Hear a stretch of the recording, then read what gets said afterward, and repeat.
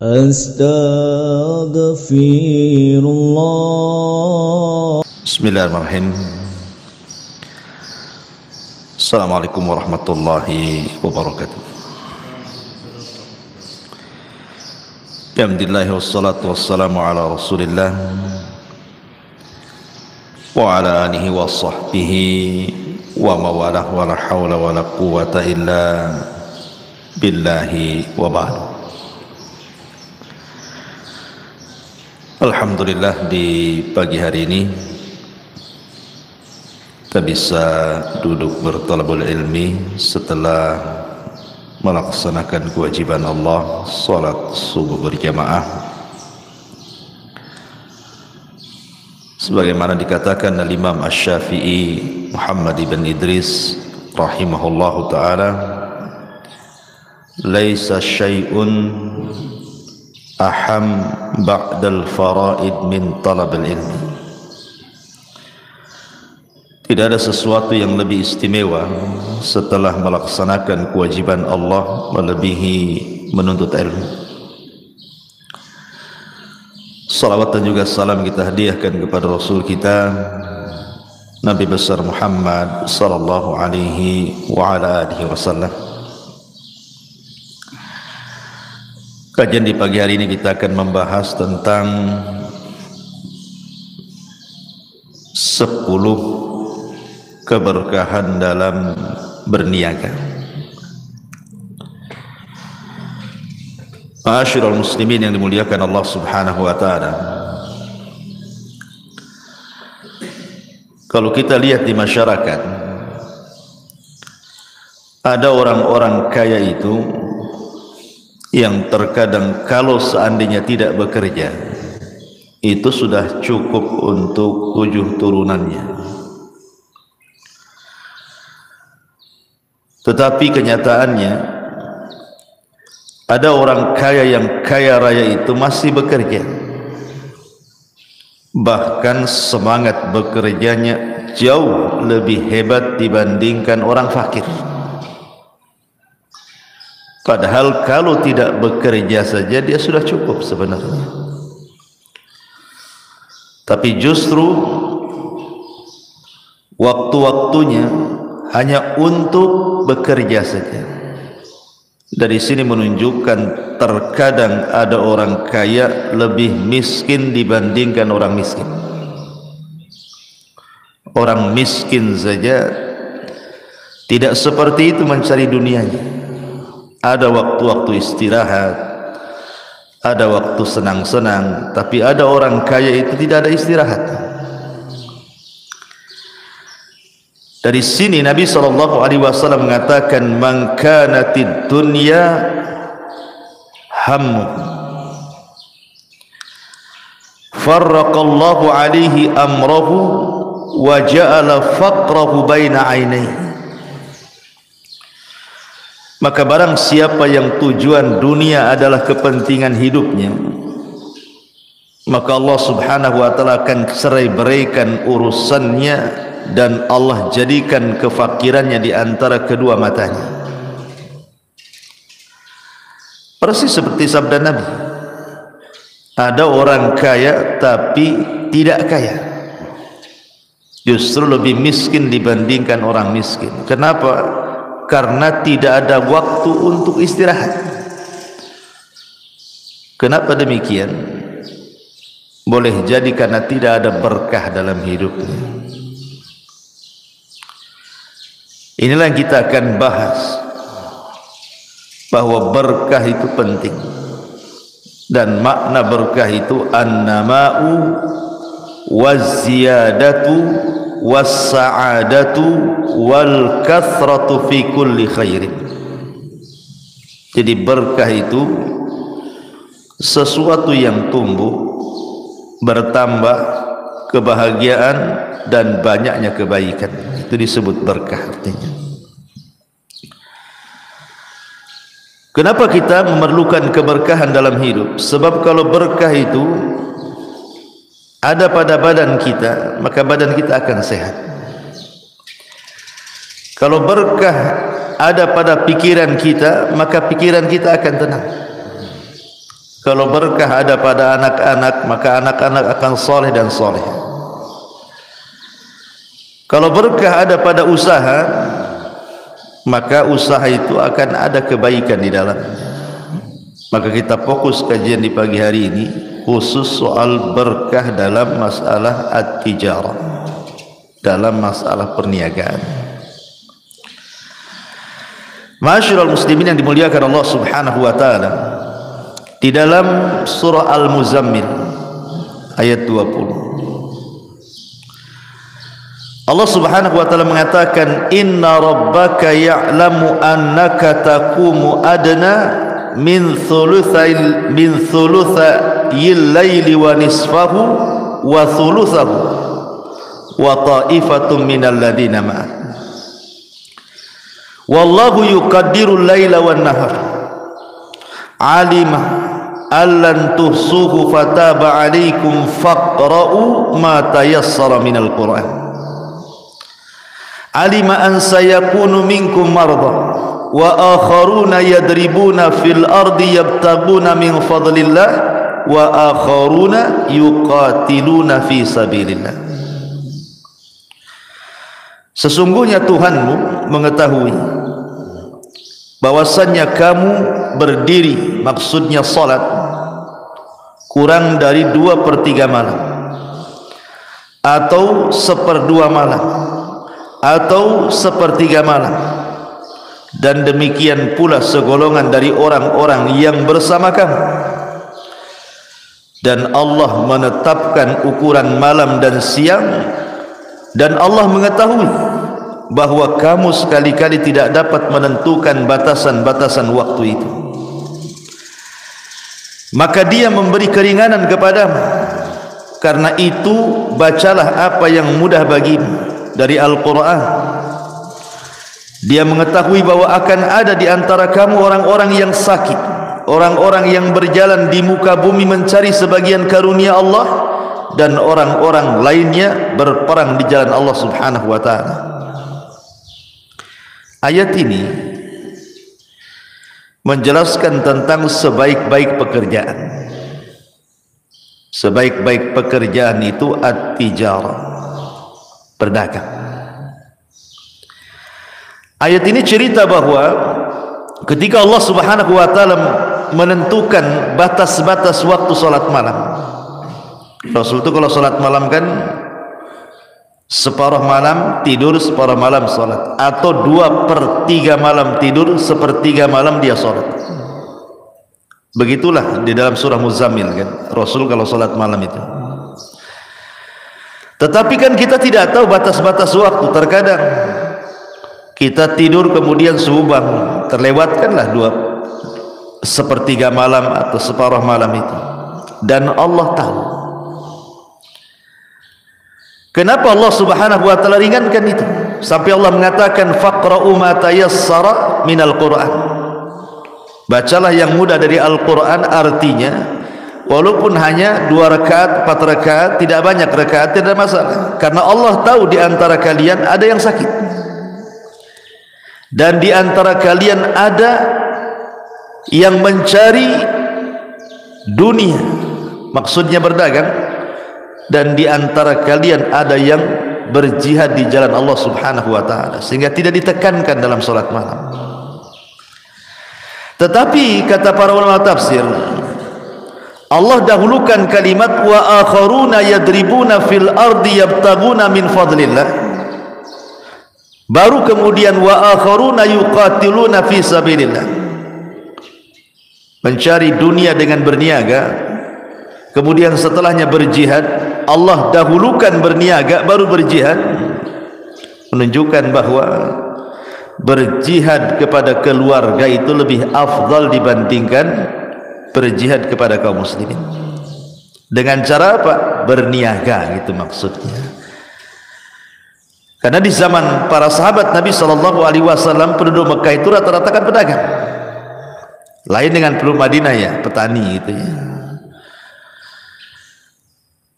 Ma'asyiral muslimin yang dimuliakan Allah Azza wa Jalla, maka dari sini istinbat hukumnya adalah atyab min kasbin nas, sebaik-baik apa yang diusahakan manusia itu adalah at-tijarah, berniaga.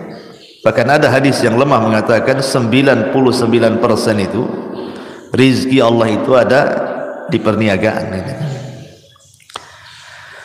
Taib. Yang ingin saya katakan bahwa karena Allah Subhanahu wa taala banyak membentangkan rizki dalam dunia perniagaan, akhir-akhir ini kita bisa melihat di pasar pedagang mengeluh, pembeli juga mengeluh, semua orang mengeluh, entah dengan naiknya harga, entah dengan curangnya para pedagang, entah dengan cuaca dan macam-macam kan. Banyak orang mengeluh di pasar itu kan. Kenapa terjadi keluhan-keluhan itu?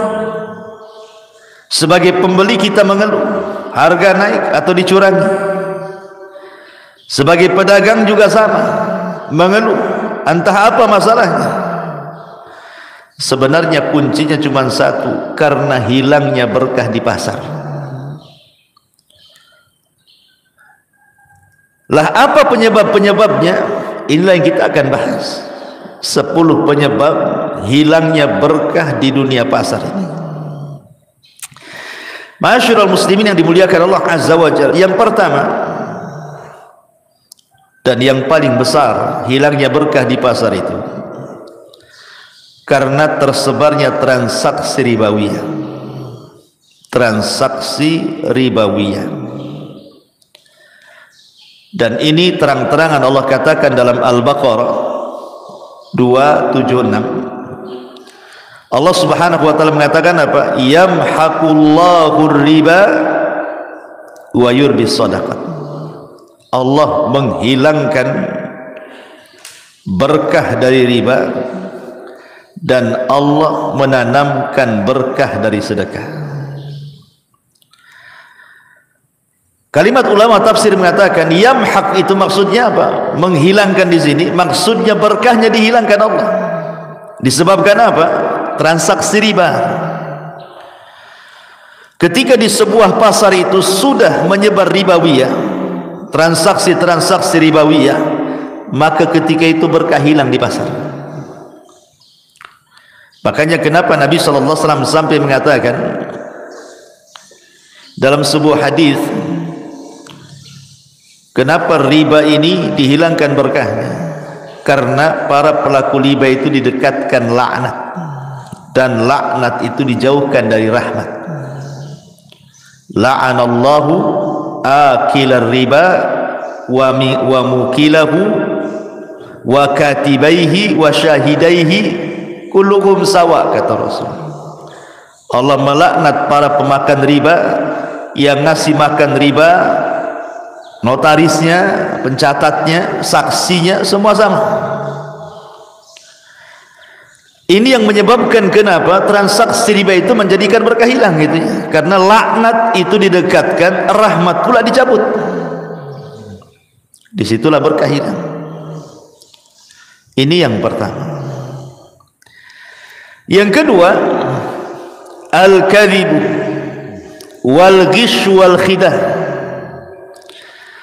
Ketika dunia dusta, penipuan dan yang semacamnya dalam dunia berniaga itu, dunia pasar, itu sudah berlaku, menyebar di antara para pedagang, maka di sini terjadi hilangnya berkah.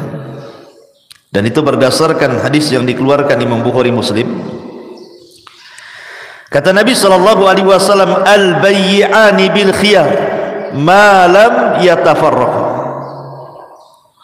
Fa in sadaqa wa bayyana burika lahuma fi bai'ihima wa in katama wa kadzaba muhiqat barakatu bai'ihima.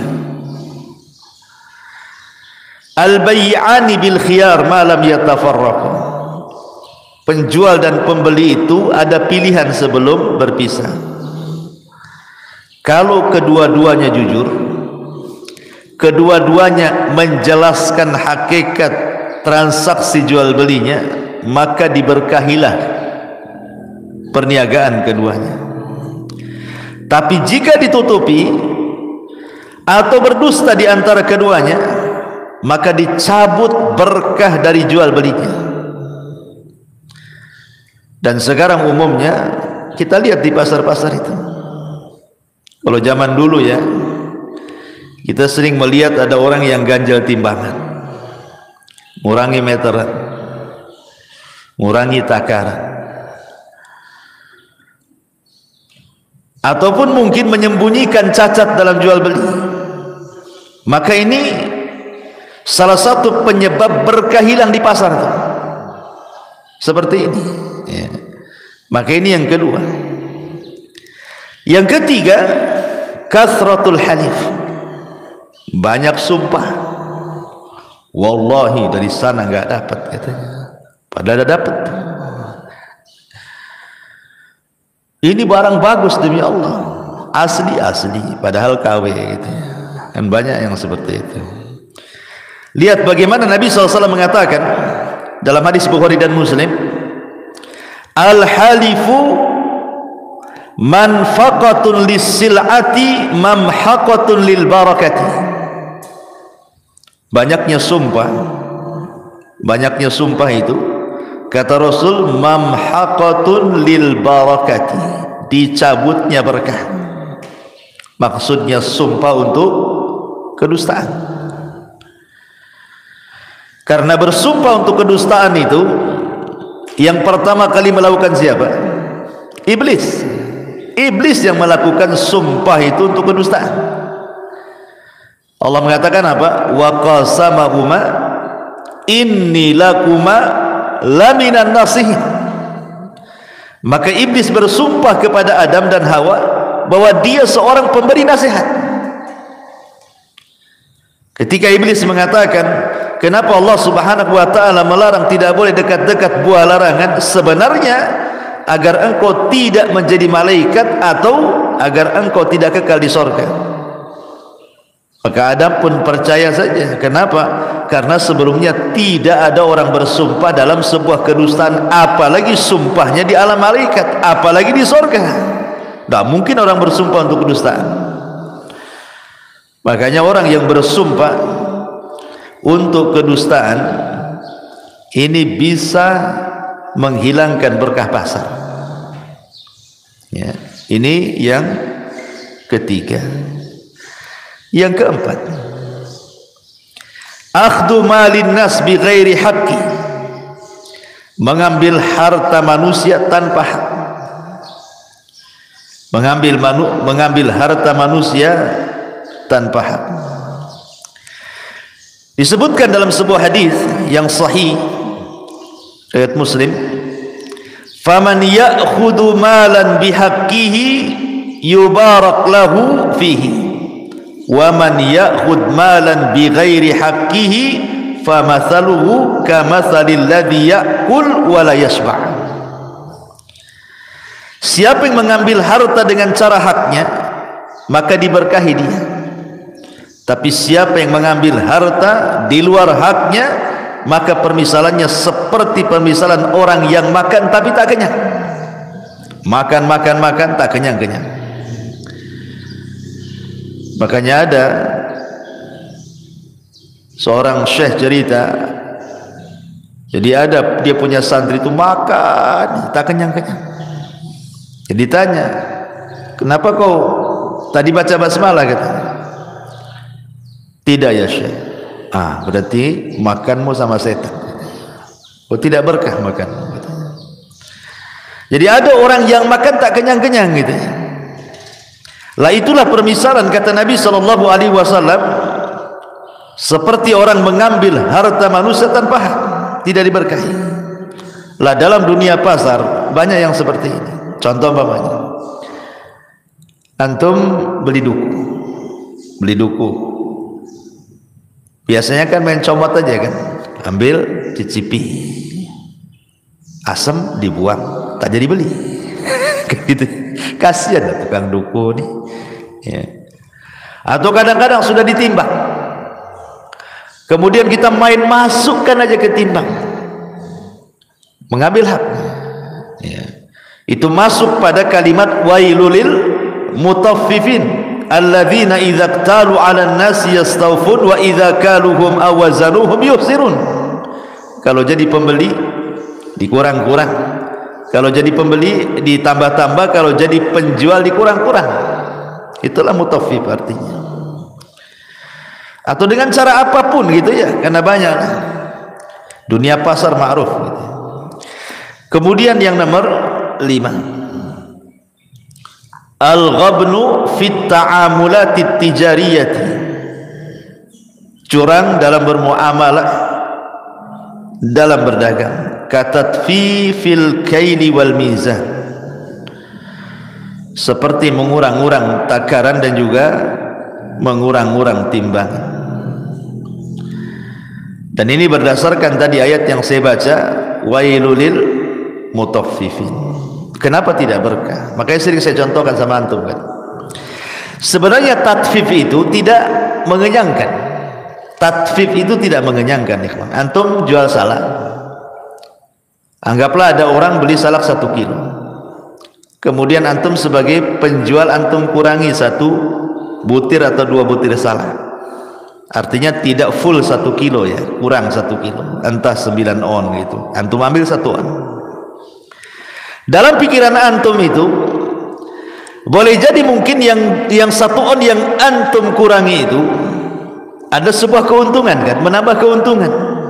Pikirnya ini kalau 2 salak kan gitu ya, setiap orang beli 1 kilo antum kasih 9 on, dikumpul-kumpul antum pikir banyak untungnya itu kan dalam pikiran orang yang curang dagang kan seperti itu. Tetapi hakikatnya dia sedang mencabut keberkahan dalam jual belinya. Kenapa? Yang namanya pembeli itu antum tidak tahu apakah dia anak yatim, apakah dia orang miskin, apakah dia orang susah, atau mungkin dia orang kaya tapi membelikan untuk orang miskin, untuk sedekah, kan tidak tahu. Maknanya ketika antum kurangi 2 salak umpamanya, atau 2 duku atau apalah buah-buahannya, kemudian antum ambil, berarti antum mengambil haknya fakir miskin, mengambil haknya anak yatim, mengambil haknya orang-orang yang tidak berhak diambil kan. Disitulah letak tidak berkahnya itu. Ya, ini juga salah satu kenapa tatfif, mengurang-urang itu mencabut berkah, karena terkadang yang didolimi itu bukan orang kaya. Ya. Ma'asyiral muslimin yang dimuliakan Allah Azza wa Jalla, ini yang kelima. Yang keenam, al-khiyanatu wal kadhibu baina syuraka, pengkhianatan atau kezaliman atau kedustaan di antara 2 orang yang bersyarikat. Makanya kenapa Allah mengatakan wa inna minal khulata la yabghi ba'duhum ba'dha. Kebanyakan orang yang bersyarikat itu pasti ada orang yang berlaku zalim di antara keduanya. Makanya ada orang itu yang tidak mau berserikat kan. Ayo kita tanam saham, malas kita. Bagus saya usaha sendiri. Kenapa? Karena ada orang-orang yang alergi kalau kerjasama, bersyarikat dalam berniaga itu curang salah satunya atau zalim salah satunya, dan itu kebanyakan seperti itu. Banyak iwan-iwan yang curhat sama saya itu, Masya Allah Ustaz, saya sudah nanam sekian, dizalimi saya di situ. Macam-macam ceritanya. Kecuali orang-orang yang dirahmati ya, tapi umumnya karena Allah mengatakan wa inna katsiran minal khulata kan, bahasa Quran kan seperti itu. Wa inna katsiran minal khulata, kebanyakan orang yang berserikat. Kan itu ya. La yabghi ba'dhum ba'd. Pasti sebagian yang lainnya berlaku zalim kepada yang lainnya. Artinya sedikit yang baik itu. Karena bahasa Quran itu kebanyakan. Lah dari sini ketika terjadi pengkhianatan dalam bersyarikat dalam jual beli itu, maka nuzi'atil barakatu bainahuma. Kata para ulama, pasti dicabut berkah di antara persyarikatan itu. Enggak akan berkah. Ini yang nomor 6. Yang nomor 7, at-tama'u wal hirsu fi talabid dunya. Terlampau toma. Toma itu artinya rakus ya. semangat, ya, berlebihan sehingga tidak tahu waktu. Islam tidak melarang jual beli kan, para sahabat jual beli. Tapi kalau sampai tidak tahu waktu, waktunya sholat tidak sholat, gitu ya. Waktunya dia beribadah tidak beribadah, hilang berkahnya.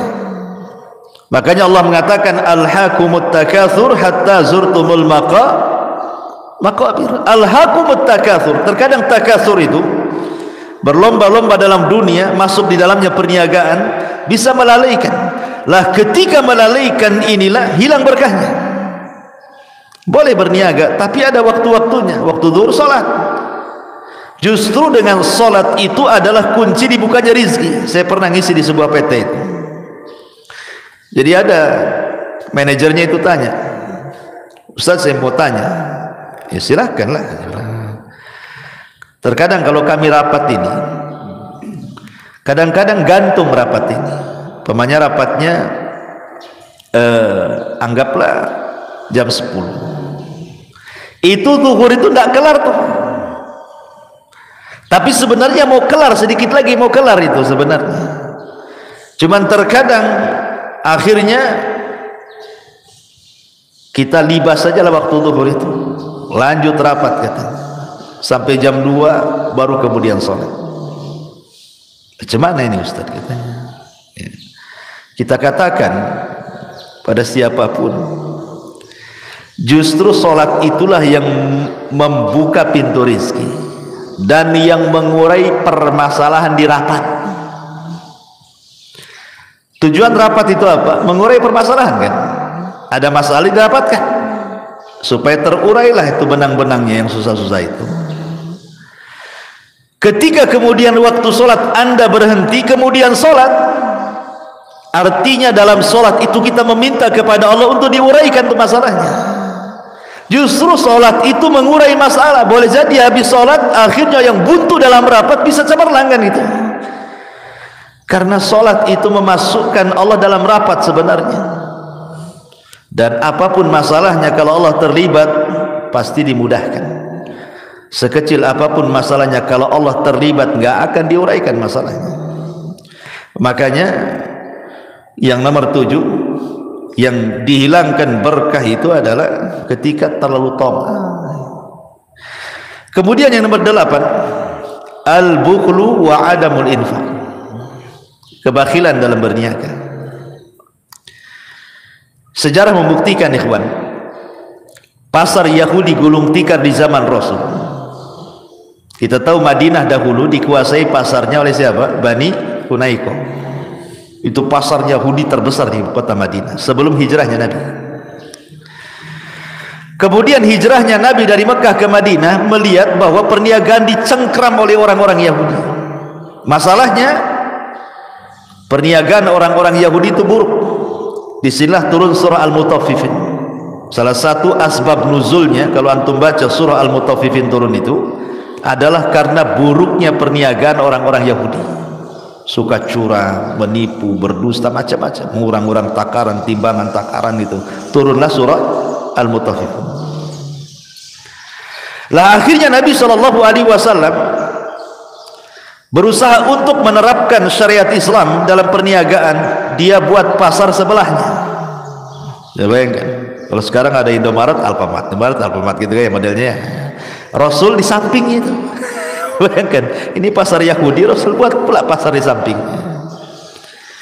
Dan Nabi menerapkan satu kaidah, rahimallahu rajulan samhan idza ba'a wa samhan idza ishtara wa samhan idza iqtada wa samhan idza qada. Ini Rasul menerapkan kaidah. Semoga Allah merahmati seseorang yang mudah dalam menjual dan mudah dalam membeli. Maksudnya apa? Ketika orang-orang Yahudi curang, maka Rasul mengatakan kalian jangan curang. Kalau bisa tambah. Jadi kalau seandainya antum beli gandum kepada orang Yahudi harusnya dapat 1 kilo, dapat 9 on. Tapi antum beli kepada orang Islam dapat 1 kilo tambah lagi 1 on. Akhirnya apa? Jangankan orang Islam yang pindah langganan, Yahudi-Yahudinya pindah langganan. Enaklah beli 1 kilo di sana, berat katanya, tambah 1 on. Beli di sini, beli 1 kilo, kurang pula 1 on kan itu ya. Dari situlah pindah, gulung tikar 2 tahun pasar Bani Kunaiko. Dari sini Nabi SAW mengajarkan apa? Mengajarkan ketidakbakhilan, namanya samhan, mudah. Karena hakikatnya ketika antum ini, anggaplah jual buah-buahan 1 kilo, antum tambah sedikit, itu antum sedang sedekah sir namanya. Apalagi nampak nih yang jual ini orang susah, ya kan? Nampak anak yatim yang beli ini, beli jeruk 1 kilo, tambah 1 biji umpamanya, nggak ada 1 on, tapi ini sedekah sir, di mana tidak ada yang tahu kecuali antum dengan Allah saja kan. Nggak mungkin juga dia sampai di rumah ditimbang lagi. Berarti kan nggak ada yang tahu kan. Disitulah sedekah sirnya di situ.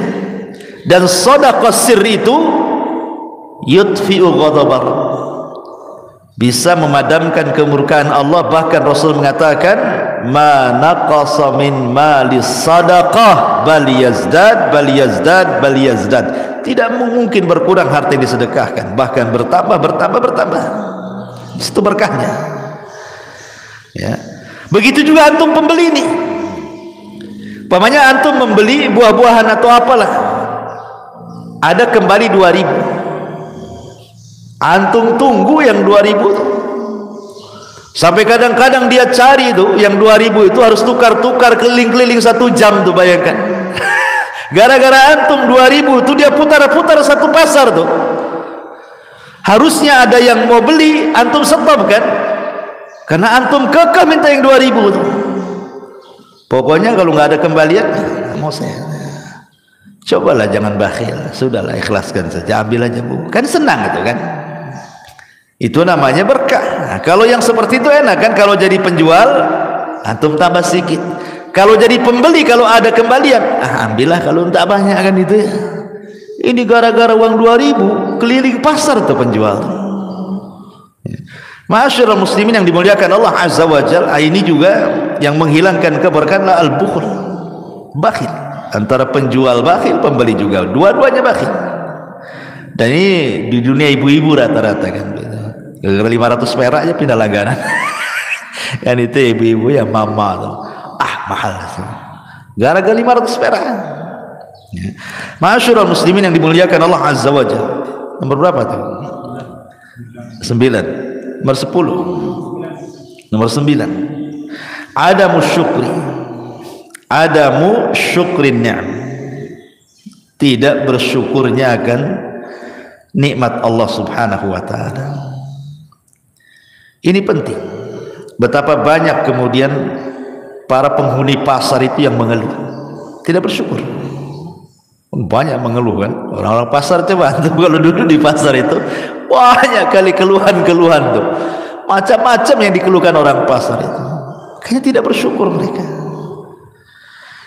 Lah ketika tidak bersyukur, apa yang terjadi? La in syakartum la azidannakum wa la in kafartum in adzabi lasyadid. Hilang berkahnya, datang azabnya. Seperti umpamanya tadi saya contohkan di mukadimah kan, ada orang kaya diazab dengan hartanya. Seperti tadi kan, orang kaya diazab dengan hartanya kan, karena dia tidak istirahat. Coba 24 jam mikirnya duit saja kan. Hidupnya itu tidak tenang, apa nggak diazab dengan harta namanya? Padahal kalau dia tidak kerja nih, cukup untuk makan tuh, dia bisa ke masjid. Tapi enggak, harta dia yang mengazab dia. Lebih miskin daripada orang miskin lagi dia. Subhanallah kan. Ada orang-orang yang diazab dengan hartanya tuh. Orang biasanya kena azab tuh cari harta, panas gitu. Ini enggak, hartanya banyak, kena azab pula dengan hartanya. Kayak Qarun. Nauzubillah. Nah, ini juga karena tidak bersyukur. Kemudian yang nomor 10, ya, al-fakhru wal khuyal wal israf wal mubah. Sombong, ya, berlebihan. Nah, itu juga sama. Ya, kesombongan para peniaga ini juga bisa menghilangkan keberkahan, termasuk dalamnya hasad sesama pedagang. Karena biasanya hasad itu kan seprofesi. Orang hasad tidak mungkin dengan lain profesi, tidak mungkin. Orang jual bawang dengan bengkel motor nggak mungkin hasad. Kok laris sekali itu bengkel motor itu, enggak. Orang jual bawang hasadnya dengan orang jual cabai biasanya. Sesama itu kan gitu ya. Biasanya begitu, sesama bengkel hasad. Ya kan? Dia akan seprofesi itu, sesama jual aluminium hasad gitu. Jadi dia sesama yang sejenisnya itu saja kan itu. Kalau yang beda jenis enggak mungkin. Enggak mungkin orang jual aluminium hasad sama orang jual tanah kan? Enggak mungkin. Enggak akan ketemu. Hasad itu biasanya seprofesi. Nah di pasar kan seperti itu hasad-hasad. Atau yang lebih parah lagi main dukun. Ah itu sudah berkahnya hilang. Main dukun itu ya, raja di mana-mana ditempel gak jelas itu ya. Ah itu lebih parah lagi. Karena kalau sudah mengundang kesyirikan dalam pasar, hilang berkahnya. Makanya Nabi SAW mengatakan, jangan engkau pertama kali masuk pasar dan jangan engkau terakhir keluar dari pasar. Kenapa? Karena pasar itu ma'arakatus syaitan, tempat perangnya setan. Disitulah bendera perang setan ditancap ya. Kenapa demikian? Karena dosa di luar pasar semua ada di pasar. Sebutkan dosa di luar pasar apa? Semua ada di pasar. Ada semuanya. Syirik ada, bid'ah ada, maksiat ada, semua ada di pasar itu. Semua. Makanya kenapa Rasul mengatakan seburuk-buruk tempat itu aswaku, pasar-pasarnya. Wa khairul makan masajidu, dan sebaik makan, sebaik tempat adalah masjidnya. Inilah diantara 10 hilangnya berkah dalam dunia perniagaan. Adapun yang mendatangkan berkah secara singkat, 1 as-sidq wal amanah, jujur dan amanah. Yang kedua taqwallahi azza wa jalla, bertakwa kepada Allah. Yang ketiga at-tawakkul, bertawakal. Tawakal ini mendatangkan berkah. Kenapa? Karena banyak orang-orang yang berniaga atau bekerja apapun, ketika tidak tawakal hilang berkah. Kemudian yang keempat, berpagi-pagi. Karena Rasul mengatakan Allahumma barik lana fi bukuriha, Allahumma barik li ummati fi bukuriha, ya Allah berkahi umatku di waktu paginya. Kemudian juga kasratu al istighfar, banyaknya istighfar. Kemudian juga di antara yang mendatangkan berkah adalah at-tijaratu fil halal, berusaha mencari yang halal. Kemudian juga yang mendatangkan berkah as-samahatu fil bai'i wasyira, mudah dalam jual beli, tidak mempersulit orang. Kemudian juga yang mendatangkan berkah as-sadaqatu wal infaq, berusaha bersedekah. Kemudian juga yang mendatangkan berkah adalah al-qanaatu war ridha, qanaah, ridha dengan pemberian Allah Subhanahu wa taala. Dan yang terakhir tentu adalah su'alullah al-barakata, berusaha meminta kepada Allah Subhanahu wa taala agar setiap perniagaannya diberkahi Allah Subhanahu wa taala. Wallahu alam. Ini yang bisa sampaikan, benar-benar manfaatnya. Subhanaka bihamdika asyhadu an la ilaha illa anta astaghfiruka wa atubu ilaik. Allahu ta'ala alam. Assalamualaikum warahmatullahi wabarakatuh.